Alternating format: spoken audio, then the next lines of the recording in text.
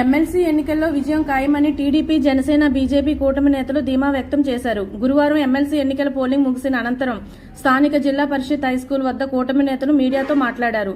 ముఖ్యమంత్రి చంద్రబాబు, ఉప ముఖ్యమంత్రి పవన్ కళ్యాణ్ చేపట్టిన అభివృద్ధి సంక్షేమ కార్యక్రమాల పట్ల పట్టాభద్రులు సంతోషం వ్యక్తం చేస్తున్నారని అన్నారు.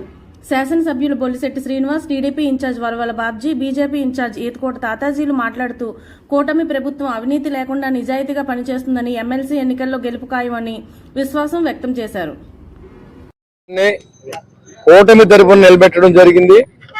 దానికి ఈ రోజు మార్నింగ్ నుంచి పోలింగ్ జరిగిన తీరు ప్రజలందరూ కూడా, గ్రాడ్యుయేట్స్ అందరూ కూడా, మాస్టర్లు అందరూ కూడా గడిచిన 5 సంవత్సరాలు ఏమీ పని అవ్వలేదు, ఇప్పుడే పనులు స్టార్ట్ అయినాయి కాబట్టి మేము చంద్రబాబు నాయుడు గారి ప్రభుత్వాన్ని, పవన్ కళ్యాణ్ గారి ప్రభుత్వాన్ని, నరేంద్ర మోడీ గారి యొక్క ఆసరాన్ని కూడా నమ్మి రాష్ట్రం అభివృద్ధి చెందుతుందని చెప్పి అందరూ కూడా ఇవాళ వన్ సైడ్ గా ఓట్లేశారని చెప్పొచ్చు. దాదాపుగా మరి ఇక్కడ చెప్తే నాకు తెలిసి మా క్యాండిడేట్ తారాపత్రి రాజశేఖర్ గారు 50,000 నుంచి 1,00,000 ఓట్ల మెజార్టీతో నెగ్గే అవకాశం కనబడుతోంది మొత్తం ఉభయ గోదావరి జిల్లాల మీద. మరి అలాంటి ఎలక్షన్ జరిగిందని చెప్పండి ఏమాత్రం అతిశయం లేదు. మేము పొద్దున్నీ ఇక్కడే కూర్చున్నాం, నేను కానీ, మా బాబ్జీ కానీ, ఇటుకోట తాతాజీ గారు కానీ, మా మిత్రులు, మా మాజీ కౌన్సిలర్స్, మరి వీర మహిళలు, తెలుగు మహిళలు అందరూ కూర్చుని ఉమ్మడిగా మరి ఏమాత్రం తారతమ్యం లేకుండా గెలుపులో అందరూ కూడా చాలా కృషి చేశాం. మరి ఈ గెలుపు మన సునాయాసంగా గెలుస్తామని కూడా మీకు నేను తెలియజేస్తా ఉన్నా. చాలా కాన్ఫిడెంట్ గా మెజార్టీ లెక్కేసుకోవాలి తప్ప గెలుపు అనేది డిసైడ్ అయింది. అంటే ప్రజల విశ్వాసం సంపాదించింది ప్రభుత్వం.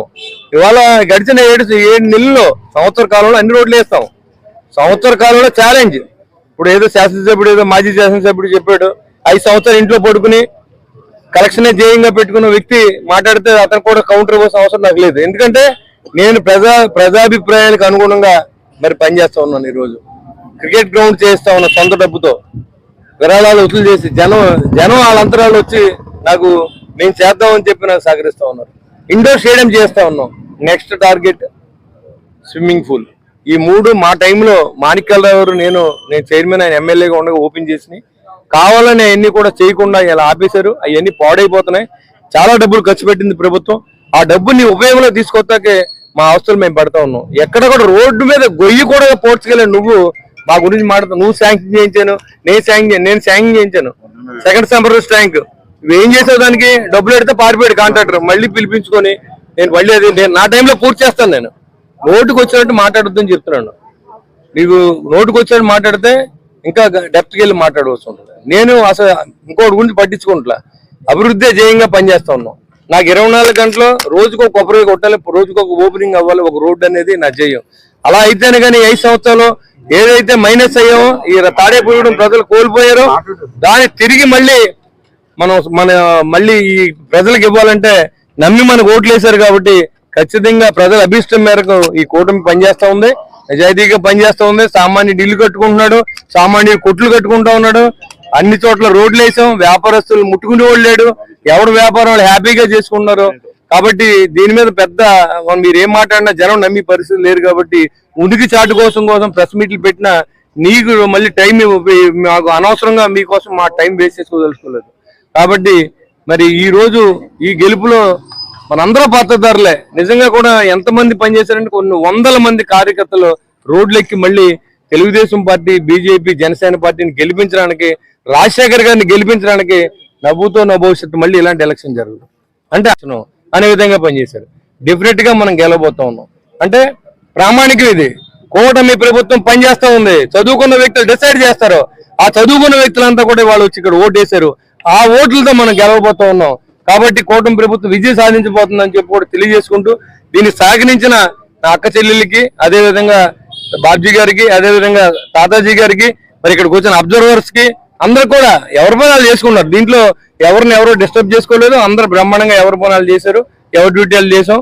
గెలుపులో అందరూ భాగస్వాములు అవుతాం. అందరూ ఇక్కడ కోలాహలంగా అందరూ కలుద్దాం.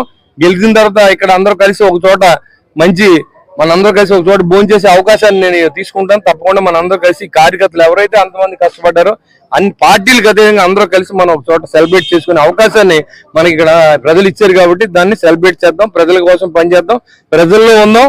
చంద్రబాబు నాయుడు గారు, పవన్ కళ్యాణ్ గారు, మోడీ కలయికి తిరుగులేదని రుజువు చేద్దామని చెప్పి కూడా తెలియజేసుకుని సెలవు తీసుకుంటాం. అభ్యర్థిగా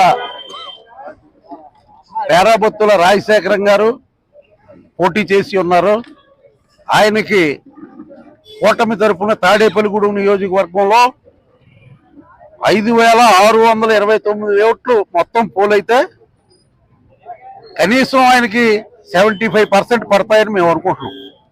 ముఖ్యంగా ఈవేళ మా శాసనసభ్యులు, నేను, మా భారతీయ జనతా పార్టీ ఇన్ఛార్జ్ అయిన తాతాజీ గారు, అలాగే మండల పార్టీ అధ్యక్షులు, అలాగే క్లస్టర్ ఇన్ఛార్జీలు, యూనిట్ ఇన్ఛార్జీలు, మరి ఇతర నాయకులు, కార్యకర్తలు, సర్పంచ్లు, ఎంపీటీసీలు అందరూ కూడా చాలా బాగా పనిచేశారు. ప్రతి ఒక్కళ్ళు ఈ ఎలక్షన్ నాది అనుకుని పనిచేయడం జరిగింది. మరి వేళ ఖచ్చితంగా ఘన విజయం దక్కబోతుందని చెప్పి ప్రతి ఒక్కళ్ళకే తెలుస్తూ ఉంది. ఎందుకంటే ఓటర్ని ఆడి చూస్తేనే అర్థమైపోతూ ఉంది. ఎందుకంటే అభివృద్ధి, సంక్షేమం అనేవి 2 కళ్ళు. మరి ఏది వదిలేసినా ఆ ప్రభుత్వం బ్యాలెన్సింగ్ తప్పుతుంది. అదే ఉద్దేశంతో కూటమి ప్రభుత్వం ముందుకెళ్తుంది. ఇలా ముందుకెళ్తూ ఉంటే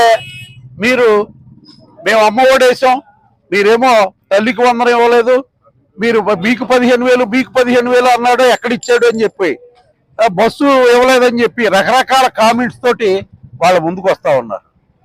అసలు వాళ్ళు అమ్మఒడి ఎప్పుడు వేసాడైనా మే నెలలో నెగ్గితే జనవరి చివరిలో మరి అమ్మఒడి వేయడం జరిగింది. అది బటన్ నొక్కితే ఏప్రిల్లో కానీ అది సెటిల్ అవ్వలేదు. మరి ఈవేళ 1-2 నెలల్లో లేట్ అవ్వచ్చు. కానీ మరి నిన్న శాసనసభలో మన ముఖ్యమంత్రి గారు చెప్పడం జరిగింది, తల్లికి 100, అలాగే అన్నదాత సుఖీభవ ఈ 2 స్కీములు కూడా ఇవ్వడం. ఈవేళ ఏదైతే డిఎస్సి అనౌన్స్ చేశారో, మరి చెప్పారో అది అనౌన్స్ చేయడం జరిగింది. అలాగే మరి గ్యాస్ సిలిండర్లు అనౌన్స్ చేయబడింది. ఇలాగా ఒక్కొక్కటే చేసుకుంటూ వస్తున్నారు. మీరు చెప్పినట్లుగా 5 సంవత్సరాలు పెన్షన్ 3,000, 2,000 నుంచి 3,000 తీసుకోవడం చేయలే, 3,000 నుంచి 4,000 ఒకేసారి చేశారు. అలాగే వికలాంగులకి 3,000 నుంచి 6,000 చేశారు. బెడ్ రీడింగ్కి మరి 15,000 చేయడం జరిగింది. ఇవన్నీ కార్యక్రమాలు కూడా కూటమి ప్రభుత్వం చేయగలిగింది. ఈవేళ రోడ్లు, పంచాయతీ రాజులో ఈవేళ మరి సుపరిపాలన అందిస్తూ ఈవేళ పవన్ కళ్యాణ్ గారు కూడా మరి ఆయన ఎన్నో మెట్లు దిగి ఆయన మరి సెంట్రల్ గవర్నమెంట్ దగ్గర నుంచి ఫండ్స్ తీసుకొచ్చి ఈవేళ ప్రతి చోట సిమెంట్ రోడ్లు వేయడం జరిగింది. దాంట్లో భాగంగానే మనకు కూడా మరి ఈ మధ్యన ఒక ఆయన చెప్తా ఉన్నాడు, మీకు తక్కువ వచ్చిందని చెప్పి. ఇక్కడ ఉన్న పని దినాలను బట్టి అది గ్రాంట్ వస్తుందని చెప్పి ఆ పెద్ద మనిషికి నేను తెలియజేస్తున్నాను. ఈవేళ మరి మా శాసనసభ్యులు కానీ, మా నాయకులు, మా కార్యకర్తలు అందరూ కూడా ఏదైతే మరి ఏదైతే ప్రామిసులు చేసామో దానికి కట్టుబడి ఉండే ఈవేళ ఒక్కొక్కటి చేసుకుంటూ వెళ్తున్నాం. మరి నిన్ననే చెప్పారు నాకు శాసనసభ్యులు, మరి ఏదైతే బోడపాటు రోడ్డు ఉందో ఆ రోడ్డు వెళ్ళడానికి కూడా చాలా దారుణంగా ఉంది. అసలు అక్కడ కాలు ఎట్టే పరిస్థితి లేదు.